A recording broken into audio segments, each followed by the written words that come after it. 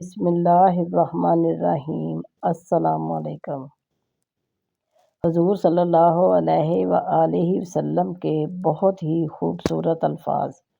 ایک موقع پر حضور صلی اللہ علیہ وآلہ وسلم نے فرمایا، مسلمان سب کچھ کر سکتا ہے، نماز چھوڑ سکتا ہے، روزہ چھوڑ سکتا ہے، زنا کر سکتا ہے، لیکن میں مسلمان سے دو امیدیں نہیں رکھ سکتا ہوں۔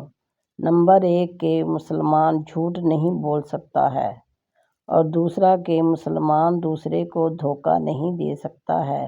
لیکن آج ہم نے اپنے پیارے نبی صلی اللہ علیہ وآلہ وسلم کی بات کو بھلا دیا ہے، اور ہر مسلمان جھوٹ اور دھوکے میں مبتلا ہے۔